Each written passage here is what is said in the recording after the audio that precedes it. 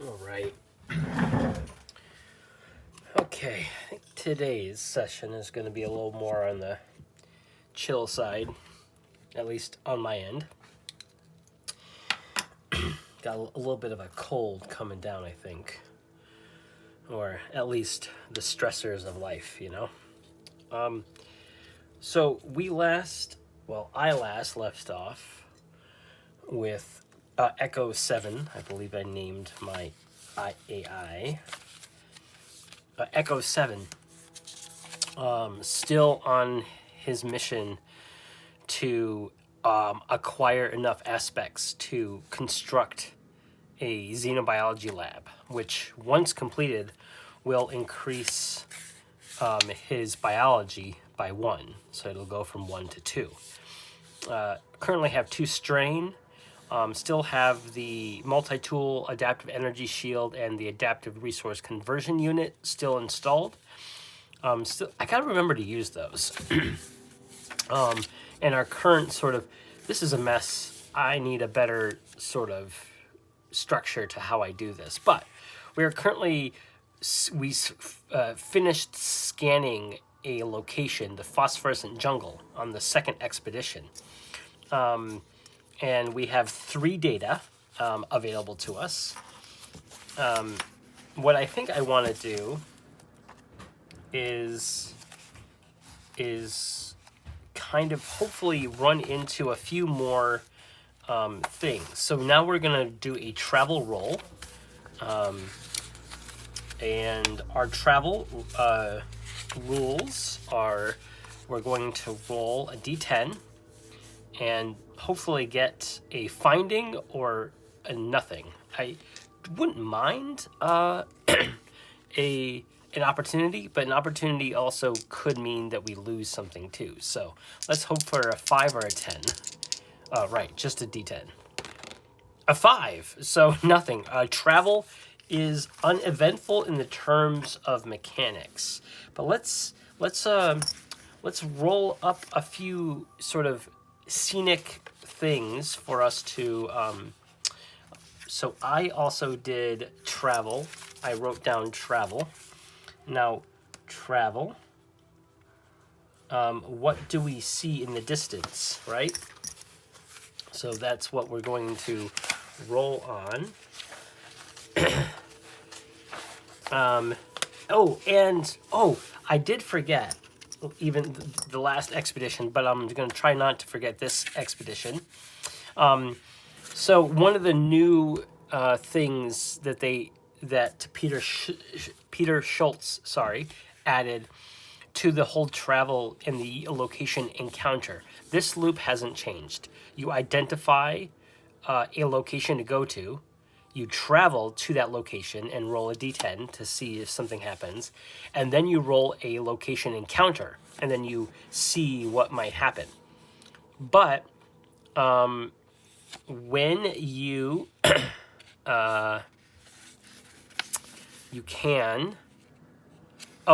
when you identify a location, you roll a d10, and if you roll a 6 or higher, it is also inside. So that's what I'm going to do. So right before travel, I'm going to have Echo 7 kind of look back on his scanning data to see if the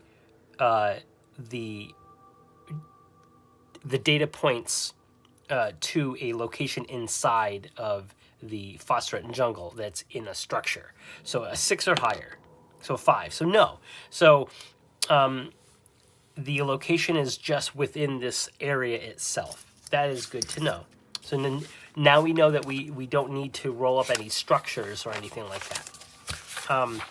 So I'm going to come back to the tables here in the second terrain feature. The travel. Let's roll up the travel terrain feature. Let's roll these two. I'll roll the starry one first. 65. We have, 62 is empty. Huh. I wonder if it was a printing error or if it's actually empty. Yeah, the advanced storytelling expansion for Entity on the terrain feature tables, entry number 62 is empty. Well, I can probably fill that in up with something else. But 65, tectonic fault lines. Ooh. So thankfully nothing bad happened. There are tectonic fault lines in the area. Cool. All right. So, and then the travel itself wasn't that bad. This phosphorescent jungle makes me feel like there might be some sorts of creatures nearby. So before we get to the location encounter, right? I'm gonna roll to see. I'm gonna do the same sort of thing. Is there creatures here? I'm gonna use the oracle. 1, no, and also. No and also. I am thinking that no, there is not. And also is kind of an extreme version of that. So if there isn't animals, or isn't life forms, maybe it's devoid. Even though it's a jungle, there's like no insects. There's no so that is interesting. So I'm going to say the travel tectonic fault lines in the area, and oddly devoid of life forms. Yeah, so there's a lack of there's a lack of life. That's very interesting. So now we have a location encounter to roll up. So that we would use the data, but I'm not going to do that this time because I want to save up the data for that to happen. So I'm going to roll a D10, and I believe we're going to roll on this table here, location encounter table, right here. And we want a 10 is what we want. We got a 1. Well, that really sucks because now we have a challenge rating and threat level 3. So we're going to roll a challenge. So I'm going to go back to this location encounter. We have a challenge, and we have to defeat this 3 times. Challenge 3. Threat level 3. Level 3. So, unfortunately, a challenge doesn't offer anything, which is an opportunity is, oops, wrong book. It's what happens when you staple both things, both tables, encounter challenge. Okay, so, and we already did the side activity first. We collected data, got it. Okay, so the challenge is going to be encounter challenge. All right, let's see what it is. Oops, I don't remember what that was. I'm gonna have to re-roll. 51. As you move deeper into the area of the phosphorescent jungle, that is, a section of the ruined ceilings begin to crumble, threatening to bury you. Interesting. So this implies that there was some sort of structure here, but we established that there was no structure. Now, narratively speaking. Now, mechanically, all we need to do is roll engineering 3 times and succeed 3 times. When we fail, we immediately lose it. So I'm just going to reread that section again. Encounter challenges. If the challenge during a location encounter is unsuccessful, the remaining opportunity, blah, blah, blah, remain unsolved, concluding the current expedition. So, exploration. So, if we fail this at any point, we that's all that we do. Some challenges are more complex. Yep, they have a threat value listed. Yep. You can perform different action rolls using various traits for each roll, provided they match the keywords. Aha. Okay, so unfortunately we got coupled with one of the worst kinds of challenges, that there's only one keyword. If we had rolled a 53, a whirlwind forms without warning, hurling debris toward you, and the keywords are physics and survival. We could have, with a threat level 3, attempted to roll each of these in like using them once each, or rolling physics 3 times, or rolling physics twice, and survival once. But we have moved deeper into the area, and a section of the ruined ceiling begin to crumble, threatening to bury you. So I'm going to modify this entry as in the canopy of this phosphorescent jungle. Maybe some of these like heavier a canopy of fungus falls, and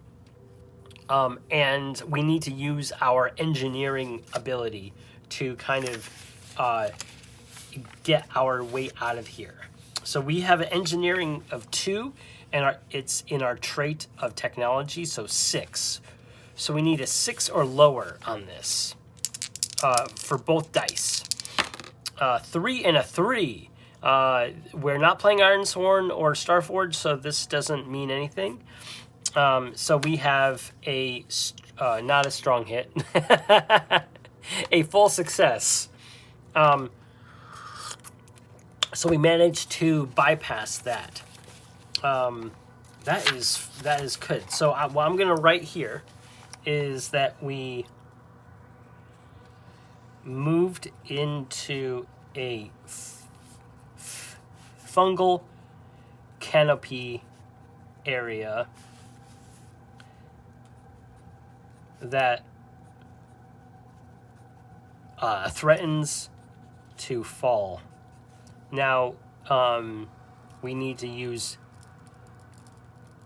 engineering times 3, unfortunately. So we succeeded at 1 time, a 3 and a 4, and our engineering is 6, I think.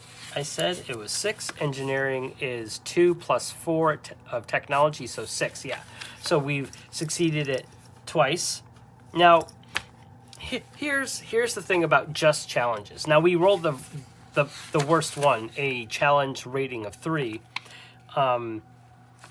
Is that all this does is gives us opportunities to fail, and this is effectively a dead end when it comes to finding an aspect.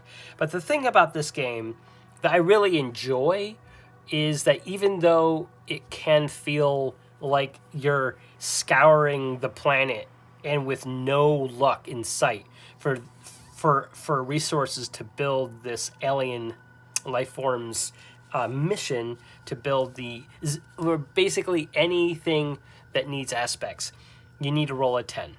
I could have used the data of the area to help me do that, but I chose not to.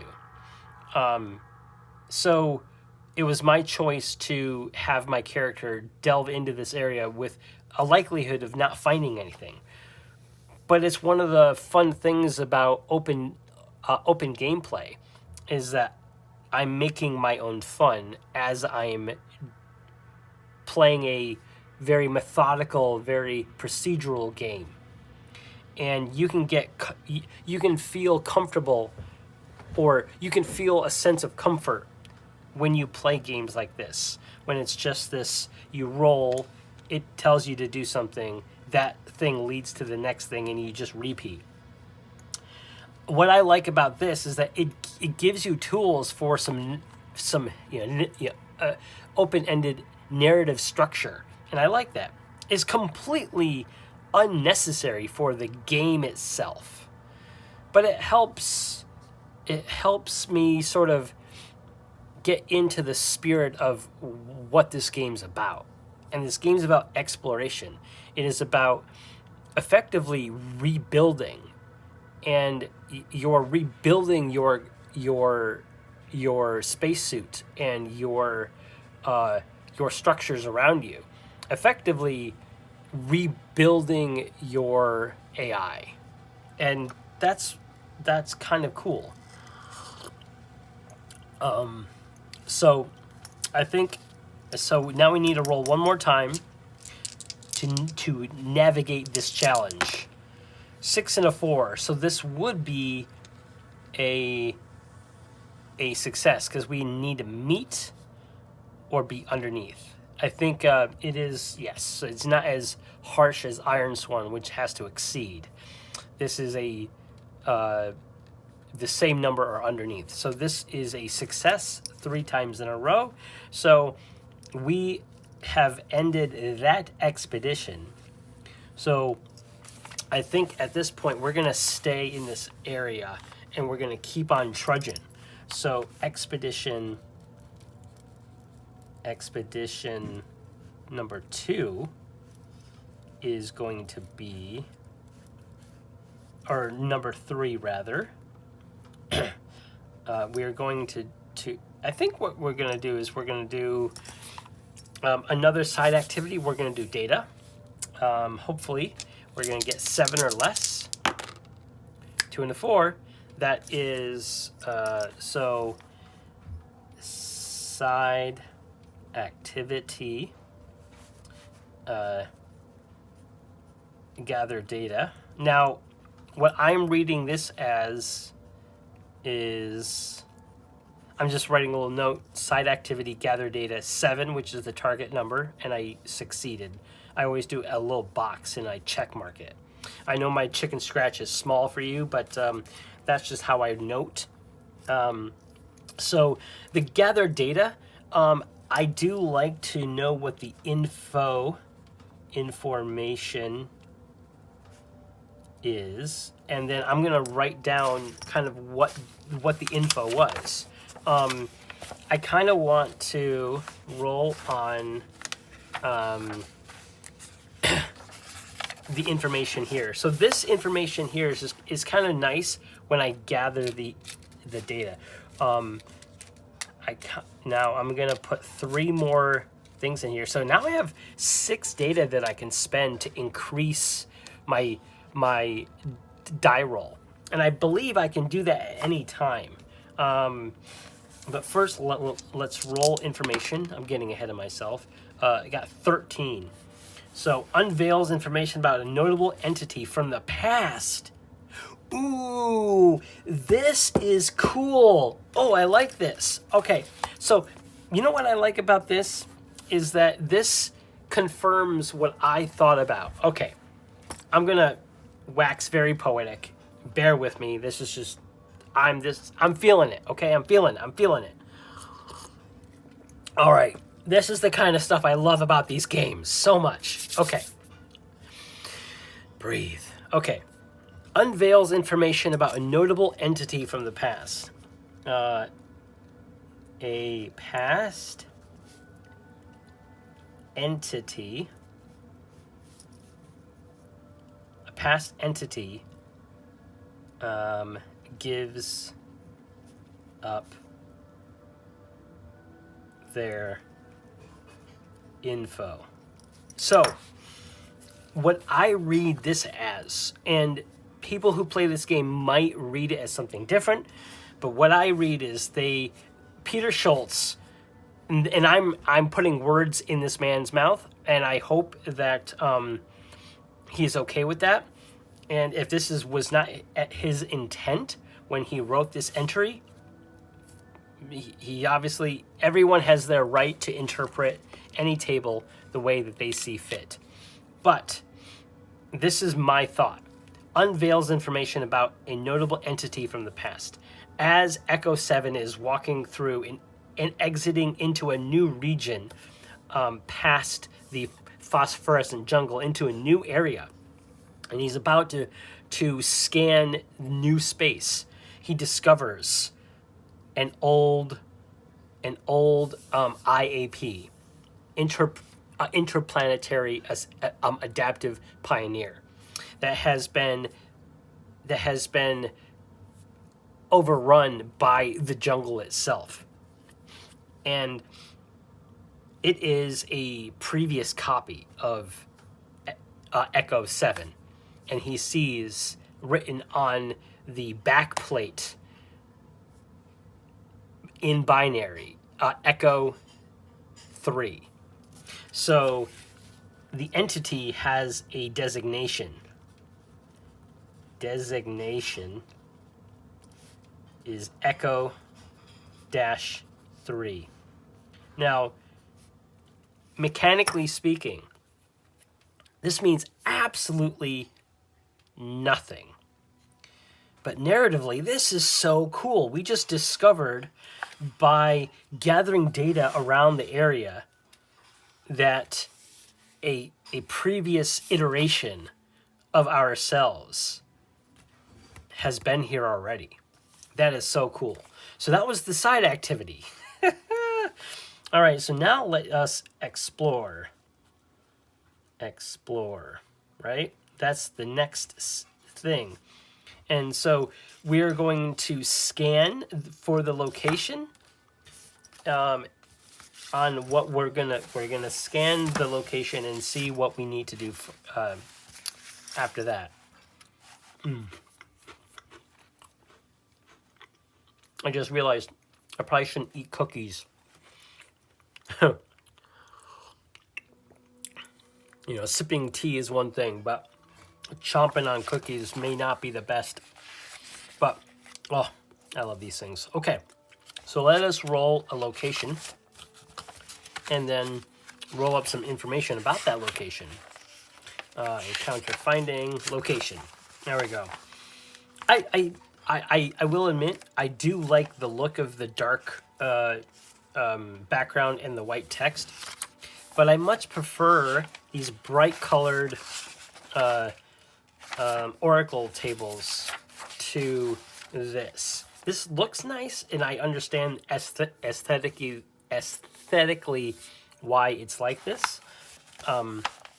But just for reading and actual gameplay, I just prefer the other tables. All right, let's see what the scan says. Echo 7 puts up his little scanner thing, and it pops up, and he's scanning to see where a location might have his next aspects. And he comes up with 47, and we have the Emerald Abyss. I know it's probably off screen here, but not much I can do about it right here. So the Emerald Abyss. So the Emerald Abyss is a breathtakingly deep canyon with walls rich in copper deposits, giving it an unusual green hue. Ooh. The Emerald Abyss. A grand canyon with copper with copper walls, giving it its name. Cool. So that is where we're going, and now we need to travel there. Now, oh right, we do need to roll. You know what I should do is when I roll the location, also roll the other D10, and that if this is the other D10, the third D10, if this is 6 or higher, there's a structure to go to. So let's roll this one. We got an 8. So it is inside of a building or a structure. So within the Emerald Abyss, the structure, structure. Let's roll a structure. That is in the other table. Structure, here we go. D100. 54. 54. All right, 54. Mausoleum for extinct life forms. Interesting. So, while we've come down on this planet, and the area that we have come from was completely devoid of life, this new structure within this emerald abyss is a mausoleum for extinct life forms. A lot of death and, sort of loss of habitat has been happening. Structure, a mausoleum for extinct life forms. I want to roll up some things about this. Let us roll a life form, because let's roll up at least one alien life form. All right. So we have form, traits, feature, and behavior. Now, we may not know the behavior, so let's just roll the form and trait. The form and trait. Yeah. So let's just roll a few of these. 15. So dinosaur-like. So we got a dinosaur-like that is 14. That has antennae, and 27.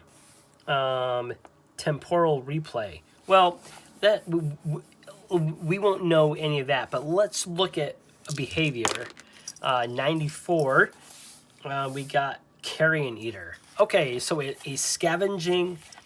All right, so we have a scavenging. What's the word? Saurianoid. Saurianoid.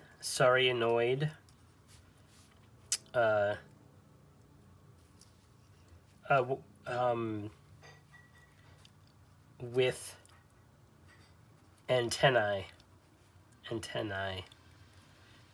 Okay, so this is an extinct. There we go. So we have a picture of what one of the extinct life forms on this planet used to look like. So a dinosaur-like looking, creature that was a scavenger. So probably ate other smaller dead creatures. That has antennae. Interesting. I can go off on even that, but we don't need any of that info. So that's where we're going. So that is just scanning and knowing that we're going. So now we're going to travel there. Okay? So we're going to travel there from where we currently are, which is the outskirts of this phosphorescent jungle, kind of looking down at this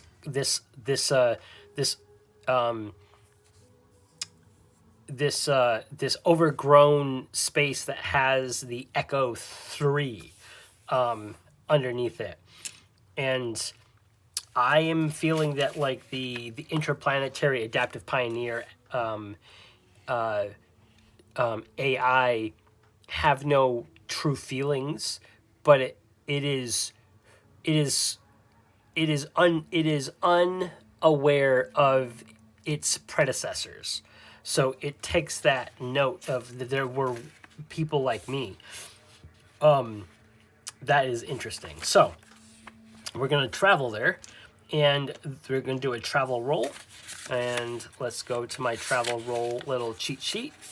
What we want is a 5 or a 10 is what we want.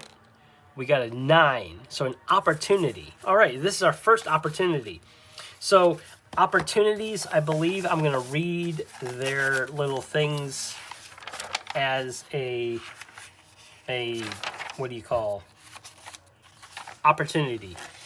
Opportunities offer a chance to gain a significant amount of energy source, data, and or resources. They always require an action roll as described in the relevant encounter opportunity table. Encounter opportunities are, I think I should, one thing I know, I was pretty sure that opportunities were optional, hence the word opportunity. I wanted to double check that though. I don't remember. Travel, challenge, finding an opportunity. Roll, yep. Travel table. Side activities, expeditions. Oh, wow. Aspects. Sorry, this is just the things you do when you play. You sometimes refer back to the rules and such. Difficulty class. Oh, yep. Advantage. Basics. Yep. Analytics. Traits and edges. Strains. Upgrades. Starting resources. Data. Missions. Structures. Encounter types. Challenges. Okay. A chance to gain significant amount. Okay, so they are, if I want to do these things, I can gain resources. If I don't, I won't. Okay, that's fine. In most cases, you probably definitely want to. So travel. So we have an opportunity, right? We have an opportunity here. And what is this opportunity? Let's roll opportunity. 88. 88 is down here. You find data revealing alien topographic studies. Deciphering it can provide 3 data and 1 energy on success. 3 data and 1 energy. 1, 2, 3, 4, 5, 6, 7, 8. Okay, so we could. Okay, so we have a data. Okay, so we have data of alien topographic studies. Decipher equals plus 3 data and plus 1 energy. So that is what I could gain. All right, and what I could use on this is navigation and infotech. All right, so I can do navigation or infotech. Now, which one do I want to use? Infotech, I believe, is my highest, I think. Infotech is 7, and navigation is 8. I'm going to use navigation. Now, what that means, I think, is that we are, because it's a map, we are using our knowledge of our navigational knowledge to read the map. That's the data that we're reading. If we chose infotech, we would be decrypting the software and utilizing the software that is in the data itself. So that would be the narrative structure on how you would utilize your various edges in the game narratively. But mechanically, I'm definitely going to utilize navigation, which has a total of 8. So we're going to use navigation, and we need an 8 or lower on both dice. I am going to move to this just to let's do A 10 and a 5. I am going to utilize, because we're going to get a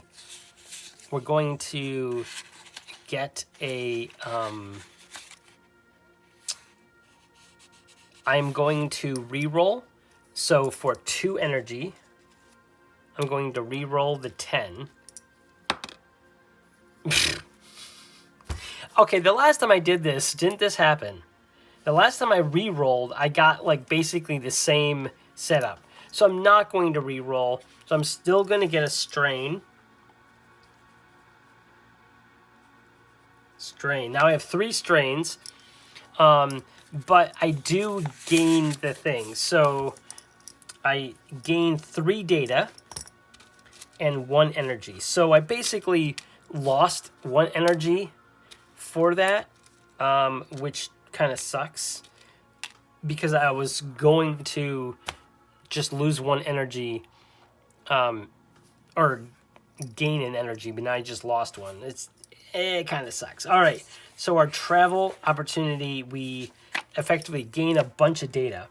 Now I could just use a bunch of that data to increase our odds, which I like. So now we have arrived, and along the way that we found this I want to say that it, oh, I just put it together. So I know it says the travel opportunity, data of alien topographical studies. That was found on Echo 3. So Echo 3 had this tablet that they were probably about to decipher, and maybe was unable to, and took too many strains and was destroyed because of it. Oh, that's so cool. I love that. That's what happened. Right. All right, so now we're going to location encounter, right? So location encounter is going to be, let's roll. I am going to roll I am going to spend some data and increase. Now, I forget, when you do that, do you spend it beforehand or after the roll? I don't recall. I'm going to read this. Data represents crucial information gathered during expeditions. It can be used to mitigate risks in encounter and improve the likelihood of gaining an aspect. It can be spent to add +1 per point to any encounter roll, enhancing the likelihood of favorable outcomes. Okay. Strains, temporary impairments, destruction. Yep. Encounter types.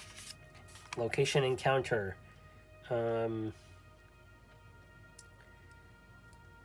Encounter. Okay, so increase favorable outcomes. So I'm assuming that you need to pay into the data. You need to pump into the data into the scanner and then do it that way. I think that makes the most sense. It would feel a little cheesy to roll the D10 and then add the data to make it whatever you want. That makes much more sense. So let us, so this is the structures. Yeah, structure buildings are going to be here.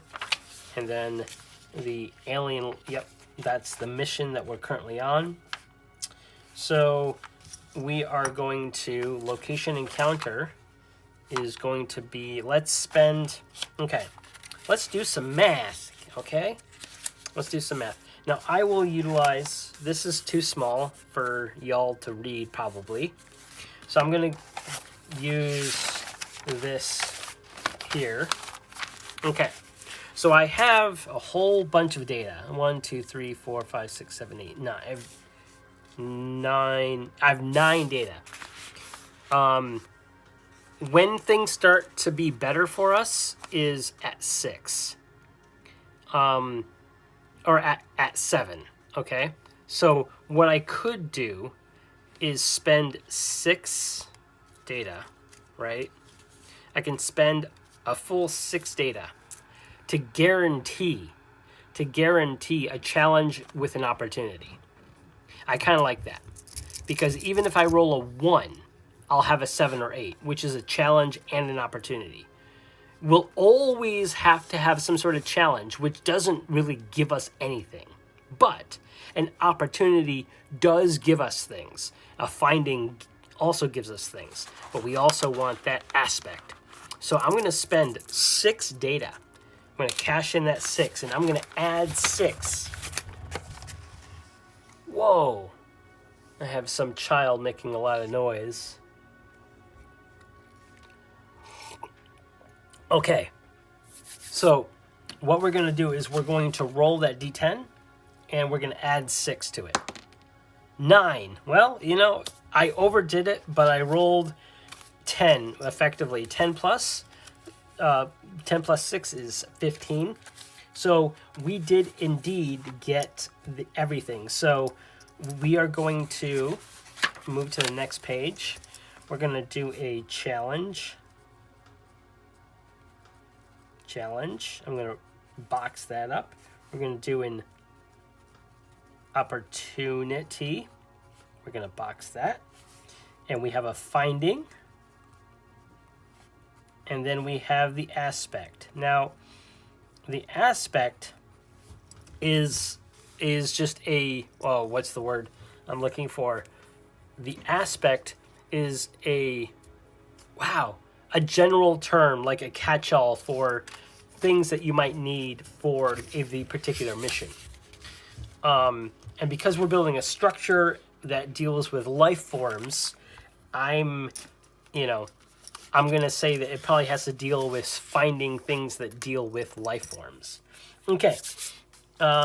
Challenge. Let's roll a challenge. Now, we could create one, but I feel like I just want to use the tables that the original game offers me. So let's just roll 66. I'm rolling a lot of doubles. I wish I was playing Starforged or Ironsworn. These are doubles on the D10s are always interesting. 66. A rogue AI entity from an ancient civilization crosses your path. Ooh. Okay, so we got a rogue AI entity. Interesting. So we have rogue AI is robotics and infotech. Okay, so robotic and infotech. So we have 2 options here. Robotics, for me, I think it's not very great. Robotics is 5, and infotech is 7. Yeah. So let's use our infotech. So basically software stuff. So the rogue AI entity. This feels like not combat per se, but I envision something like this. I'm gonna roll up some things. I'm going to roll. I'm gonna roll an anomaly. So this is like kind of the things that are happening with this AI. This AI can probably do something cool. Let's see, what can this AI do? 45. 45 is down here. Transform solid matter into liquid. Interesting. So this rogue AI can manipulate solids into liquids. So that's kind of like the challenge. So solid matter into liquid. Now, I'm thinking it can only do it to himself. Kind of like what is that? I forgot the name of that Terminator in Terminator 2. The one that can kind of melt and transform into various different shapes because it turns into a different material. Oh, it's going to bother me that I can't remember off the top of my head. Well, anyway. Rogue AI can manipulate solids into liquids, so we're going to utilize our infotech, our software abilities, and try to manipulate and tap into, seeing as we are also AI, and also of the same sort of build. We're going to use our infotech, which I believe is 7. Infotech and technology, so 7 total. So we need to roll a 7 on both of these dice. 8 and a 4. I could re-roll to avoid a strain. Yeah, because remember, anytime it is a complete failure, we have to end this expedition. So I think I will take the strain, and we gain a strain, but strain. We have 4 strain now. It's pretty bad, but not too bad. But we do succeed in this challenge, and we used our information technology trait, or edge. We successfully moved on, so now we move into an opportunity. So this is something that we don't have to do, but we can do. So let's roll on our opportunity, encounter opportunity. 92. So our opportunity is going to be: an abandoned terraforming facility may still hold usable resources. Gain 3 resources on success. Okay. So we have a, what is this? Terraform facility. It is engineering, biology, and chemistry. So, engine, bio, chem. Okay. So, engineering, biology, or chemistry. So, engineering is 6. Biology is 4. That's one that we're trying to upgrade. And chemistry is 5. So we're going to use our engineering trait, or engineering skill. So, engineering edge within our technology trait to succeed in trying to find this. And now this is going to give us what? The terraform facility will give us plus what?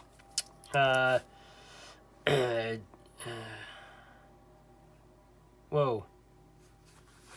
What is this? Oh, right.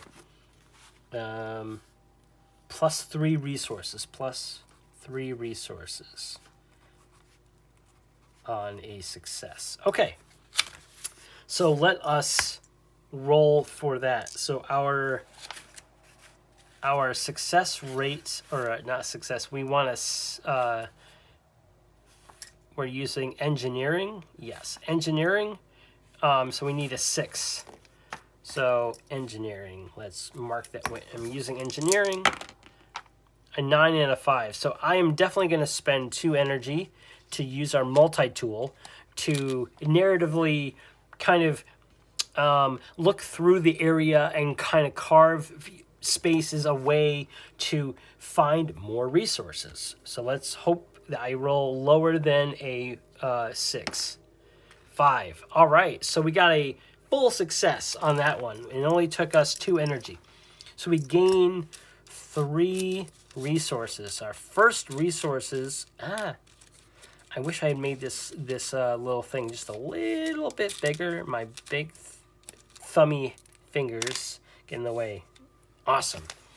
Resources. So resources can implement upgrades and stuff. So there is a list of a bunch of upgrades in the game right here. List of upgrades. accessible to you from the game's beginning. You cannot implement an upgrade more than once. Upgrades require energy to use. So I picked red because the list of upgrades use resources, which are red, and the list of upgrades are listed as red. Structures, you build because of the findings that you use, and that's why I use blue for data. It made sense in my head. Okay. And energy is, lightning, and lightning is usually drawn with you know yellow caution and stuff. So that's why I chose the colors I chose. Okay. All right, so we succeeded on that opportunity, and we gained, through our engineering capabilities, we gained 3 resources. Nice.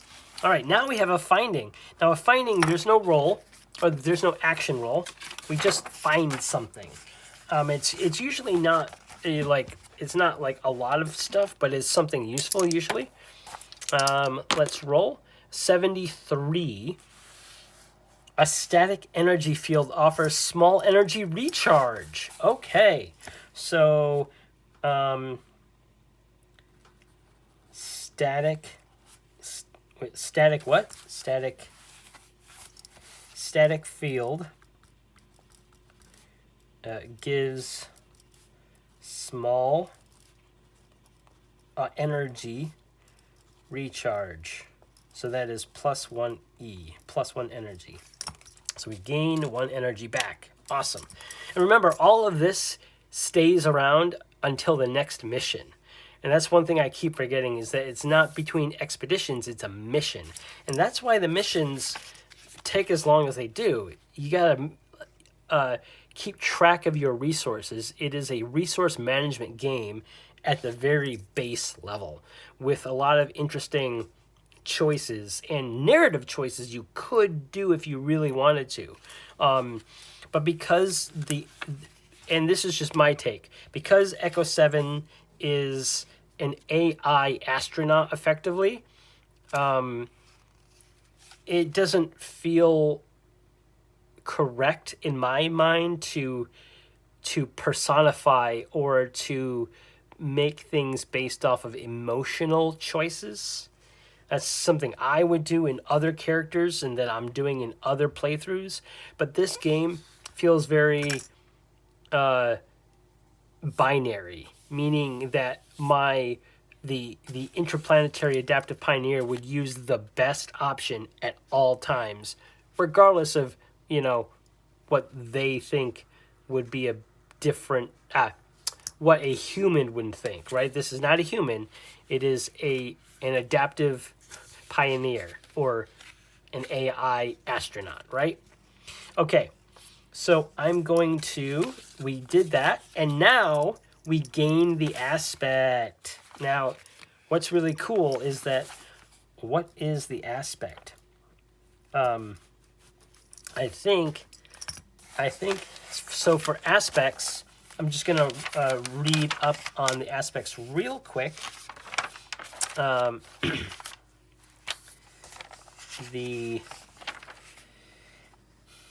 Interesting. It doesn't actually go through the aspects themselves. Oh, yeah, aspects. Each mission distinctly enumerates the number of aspects needed for its completion, serving as milestones for your journey. So we've gotten parts for the xenobiology lab. So let's go into the advanced storytelling thing, and let us roll up some information on... You know what? Let's roll on an item. I think this would be an item that might be useful to the construction of this lab. So the aspect is an item. And what is this item? Let's just roll D100. If it makes absolutely no sense, that's fine. An item, ancient astronaut suit. Okay, that is funny. Ancient astronaut suit. Now, I'm reading this and I'm like, well, that has nothing to do with building a xenobiology lab. But I would hazard to say that, I can make that fit. And this is something that, if you've watched long enough, and thank you, by the way, if you're enjoying yourself, awesome, likes and all that crap, if you care. But what I will say is that you can make anything work. An astronaut suit. How does that ancient astronaut suit, by the way, how does that have anything to do with building a xenobiology lab? Well, I'm going to say that ancient astronaut suit was an old suit of a scientist that was indeed a xenobiologist. And they probably have some notes or something that are tucked away in one of the pockets. And so we have some notes on how to build structures that can contain life forms. So that is one aspect complete, thanks to a astronaut suit. That's awesome. So that's really cool. We found some really cool stuff, and that is the end of that particular expedition. With that, I think I'm actually going to wrap it up nicely here. A nice natural pausing point, and my little hourglass is, slowly ticking away at the final grains of sand of the hour. But I want to thank you all for stopping by, and hope you enjoy what I do here. Today was an interesting session for me, only because it's the end of my day and it's a little past my bedtime, honestly.